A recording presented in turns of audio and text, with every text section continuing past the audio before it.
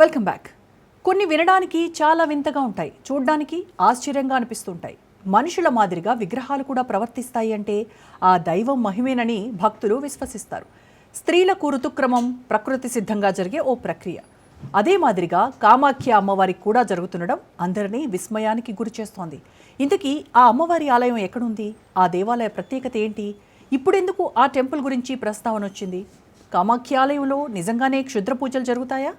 అమ్మవారి పేరుతో కొందరు అరాచకాలు చేస్తున్నారా? Watch this. అష్టాదశ శక్తిపీఠాల్లో అగ్రగణ్యం కామాఖ్య. మంత్ర యంత్ర తంత్ర సాధకులకు శక్తి కేంద్రం. అంబుబాచి జాతర రహస్యం ఏమిటి?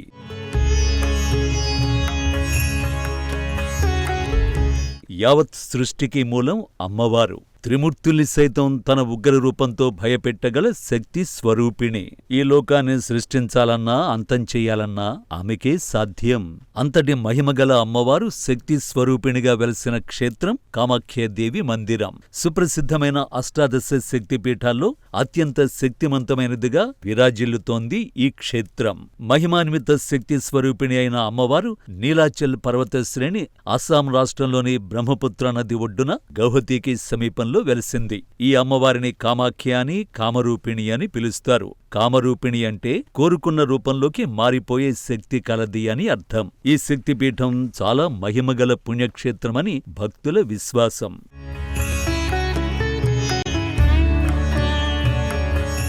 అయితే ఈ క్షేత్రంలోని పూజకు ఓ ప్రత్యేకత ఉంది.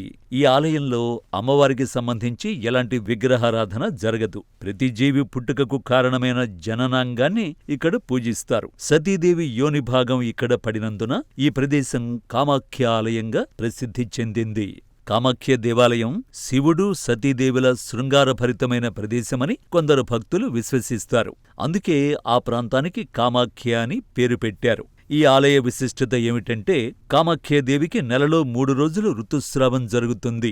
మృగశిర నక్షత్రం 3వ పాదంతో అంటే ఆషాఢమాసంలో మొదలుపెట్టి ఆరుద్ర నక్షత్రంలోని మొదటి పాదం వరకు అమ్మవారి ఋతుస్రావం జరిగే ప్రత్యేక రోజులు.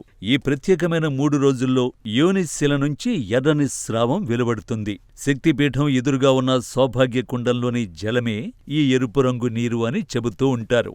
ఆ సమయంలో ఆలయం 3 రోజుల పాటు మూసివేయబడుతుంది. ఆ సమయంలో అక్కడికి వెళ్లడానికి చాలామంది భయపడతారు. 4వ రోజున పెద్ద ఎత్తున ఉత్సవాన్ని నిర్వహిస్తారు. ఆ తర్వాత ఆలయ ద్వారాలు తెరుస్తారు. అంబుబాచి మేళకు ముందే భక్తులు అమ్మవారికి వస్త్రాలను సమర్పించుకుంటారు. ఆ వస్త్రాలను అమ్మవారి శిలపై ఉంచుతారు. ఆ తర్వాత వాటిని పూజారులు పార్వతీ కుండంలో ఉతికి ఆరబెడతారు. ఆ తర్వాత వేలం పద్ధతిలో వాటిని మళ్లీ భక్తులకే విక్రయిస్తారు. అమ్మవారి వస్త్రాలను కొనేందుకు భక్తులు పోటీ పడతారు. ఆ వస్త్రాలు దగ్గరుంటే ఋతుస్రావ దోషాలు, ఇతర ఏ దోషాలు అంటవని భక్తులు బలంగా విశ్వసిస్తారు. ఈ ఆలయ ప్రాంగణంలో ధూమావతి, మాతంగి, బాగోల, తార, కమల, భైరవి, చిన్నమస్త, భువనేశ్వరి, త్రిపుర సుందరి అని కాళీమాత యొక్క 10 ఇతర అవతారాలు ఉన్నాయి. ఆలయంలో దేవి విగ్రహం కాని, చిత్రపటం కాని లేదు. కాని ఆలయంలోని గుహ మూలలో దేవత యొక్క యోనికి సంబంధించిన శిల్పచిత్రం ఉంది. అమ్మవారి ఆలయం ముందే ఒక పుష్కరిణి కనిపిస్తుంది. ఇది ఎంతో శక్తివంతమైందని భక్తుల విశ్వాసం. దీన్ని ఇంద్రాది దేవతలు నిర్మించారని చెబుతారు. ఈ గుండానికి ప్రదక్షిణం చేస్తే భూప్రదక్షిణ చేసినంత ఫలం వస్తుందని భక్తుల భావన. ఇందులో నీరు ఎరుపు రంగులో ఉంటుంది. దీన్ని సౌభాగ్య కుండం, పాతక వినాశ కుండమని పిలుస్తారు. అమ్మవారి యోనిస్రావిత పవిత్ర జలాలతో పునీతమైన ఈ కుండంలో స్నానం చేస్తే ఎంతటి మహాపాతకమైనా నశిస్తుందని, బ్రహ్మహత్యా పాతకమైనా నివారణమవుతుందని విశ్వాసం. దేవాలయానికి కొద్దిగా వెనుక భాగంలో మరో కుండం ఉంది. ఇది పార్వతీ కుండం. ముందు కుండంలో స్నానం చేసిన భక్తులంతా ఈ పార్వతీ కుండంలో కూడా స్నానం చేసి దర్శనానికి వెళతారు. అంటే సౌభాగ్య కుండంలో స్నానం చేసిన భక్తులు ఆలయంలోని యోనిశిలా రూపాన్ని తాకి నమస్కరించుకుంటారు. అక్కడి యోనిస్రావిత జలాన్ని తీర్థంగా సేవిస్తారు. ఈ కారణంగా ఆలయం వెనుక ఉన్న పార్వతీ కుండంలో మరోసారి తలస్నానం చేస్తే మంచిదని ఇక్కడి పూజారులు చెబుతారు.